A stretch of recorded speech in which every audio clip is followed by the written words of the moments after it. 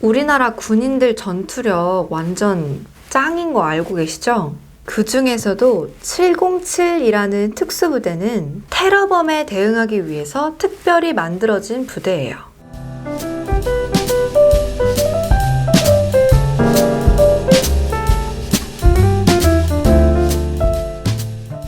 이 부대의 창설에는 와디 하다드라는 테러리스트가 영향을 줘요. 그는 이스라엘 정보기관인 모사드가 보복작전명 신의 분노를 게시하면서 제거 대상으로 지목되었을 정도로 중요한 테러리스트였는데 결국 모사드에 의해 독극물로 제거되었죠. 그런데 이스라엘 입장에서는 이 와디 하다드가 극악무도한 테러리스트였지만 팔레스타인에서는 아주 특별한 전사로 추앙됐어요. 특별한 전사라지만 싸움을 잘했다는 건 아니에요. 사실 와디 하다드는 싸움과는 아주 거리가 먼 의사 출신이에요. 우리나라도 그렇지만 외국에서도 의사라면 솔직히 평생 먹고 살 걱정이 없는 직업이잖아요. 그런데 그런 의사가 왜 테러리스트가 됐을까요? 그냥 의사로서만 살아야 되는 삶이 무료해서? 입장을 바꿔서 생각해보기 위해서 저를 한번 예로 들어볼게요. 저의 고조부께서는 우리나라 독립군의 총사령관이셨는데요. 비록 일찌감치 옥사하시는 바람에 당시에 부사령관이었던 김자진 장군이 총사령관이 되셨지만 지금도 울산에는 서울의 충무로, 을지로처럼 박상진로가 있을 정도로 우리나라 독립운동에 지대한 영향을 주신 분이에요. 저의 고조부께서도 일제강점기 때 판사직을 하셨는데요. 판사 역시도 의사와 마찬가지로 솔직히 평생 먹고 살 걱정이 없는 직업인데 왜 굳이 힘든 투쟁의 길을 선택하셨을까요?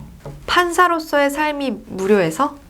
우리나라의 입장과는 달리 일본에서는 고조부님을 최악의 테러리스트라고 말할지도 몰라요. 솔직히 많은 사람들을 죽이시긴 했으니까요. 특히 친일 세력들에게 경각심을 일깨우고 독립 자금을 모집하기 위해서 이 대한광복회라는 이름으로 친일파 세력들에게 직접 가서 이제 사형 선고를 내리신 다음에 이마에다가 총알을 뿅 하고 박아 놓으셨는데요. 솔직히 일본인들이나 친일파의 입장에서 본다면 극악무도한 테러리스트라고도 볼 수 있겠죠. 많은 사람들이 어떠한 상황에서도 사람을 죽이는 테러를 반대한다고 말해요. 정말 그럴까요? 과연 누군가 내 가족과 내 나라를 침탈한다고 했을 때 과연 누구도 죽여서는 안 된다고 주장할 수 있을까요? 일본의 수뇌부를 향해 도시락 폭탄을 던지셨던 윤봉길 의사도 극악무도한 테러리스트라고 말할 수 있을까요? 이쯤에서 테러와 투쟁 사이에 경계를 세워둬야 될 것 같은데요. 테러와 투쟁을 구분하는 잣대는 무고한 생명에 대한 배려라고 생각을 합니다. 나라의 해방을 위해서 친일파의 이마만 골라서 총알을 콩 하고 박아 놓으셨다면 그건 투쟁이겠죠? 하지만 같은 목적이라도 무고한 사람들이 탄 비행기를 납치했다면 그건 분명 테러예요. 다시 팔레스타인으로 한번 가볼게요. 의학도 출신의 천재 테러리스트는 이스라엘 엘알 항공기를 탈취하는 데 성공하는데요. 이후로 테러리즘은 돈이 되는 사업으로 인식이 되기 시작해요. 테러가 돈이 될 수 있는 사업이 될 수 있었던 이유가 있는데요. 바로 효율성을 중시하는 기업의 자연스러운 선택 때문이었죠. 이렇게만 말씀드리면 이해가 안 가실 수 있으니까 제가 예를 들어서 한번 설명을 해볼게요. 만약에 여러분께서 어떤 항공사의 사장으로 재직을 하시던 중에 LR 항공기의 납치 소식을 들으셨다면 어떤 조치를 취할 수 있을까요? 테러가 일어나지 않도록 보안을 강화할까요? 그것도 당연히 하나의 방법이 될 수 있겠죠. 하지만 들어가는 돈에 비해 확실한 방어를 보장받을 수는 없어요.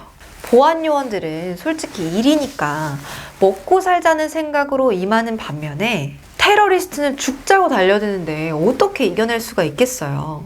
아무리 많은 요원을 뽑는다고 해도 사실 상황은 크게 달라지지 않을 거예요.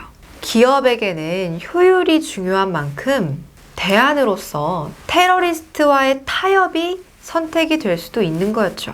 실제로 이 사건 이후에 많은 항공사들이 보호비를 명목으로 테러리스트들에게 돈을 주기 시작했는데요. 항공사에서 테러리스트들에게 보호비를 준다는 그런 소문이 돌기 시작하면서 아예 사업적으로 테러를 선택하는 사람이 더 많아지게 된 거죠. 여러분, 영화에서 자주 등장하는 제칼이라는 닉네임으로 유명한 테러리스트 일리치 라미레스 산체스라는 사람을 혹시 아시나요? 그는 석유 수출국 기구 오펙 건물을 접수하고 하루아침에 2천만 달러를 챙겨서 잠적을 해서 이 방면에서는 최고로 성공적인 프로 테러 비즈니스의 표본이 돼요. 그런데 말이죠. 중동 해방이 목적이고 이스라엘이 싫었다면 이스라엘의 모사드를 공격을 하면 될 일이지 왜 아무런 연관도 없는 오펙을 공격했을까요? 심지어 오펙 회원국들은 대부분 이슬람교도가 압도적으로 많은데도 말이죠. 결국 이 사건은 테러리즘이 상업화되기 시작했다는 걸 의미해요. 돈이 안 되는 정부기관을 공격을 해봐야 남는 게 없으니 돈이 많은 세계 기구를 공격을 해가지고 이름도 날리고 돈도 챙기겠다는 거죠. 이건 분명 극악무도한 테러예요. 정리해 볼게요. 저는 기본적으로 세상에서 테러는 사라져야 된다고 생각을 해요. 하지만 우리가 알고 있는 테러리스트는 모두 흉악범은 아니에요. 극악무도한 테러와 나라를 위한 투쟁은 반드시 구분이 돼야 하는데요. 목적이 분명하되 무고한 인명의 손실이 없다면 그건 선한 의지의 투쟁이라고 할 수 있겠죠. 오늘도 유익한 시간 되셨기를 바라면서 저는 다음 영상에서 또 뵐게요.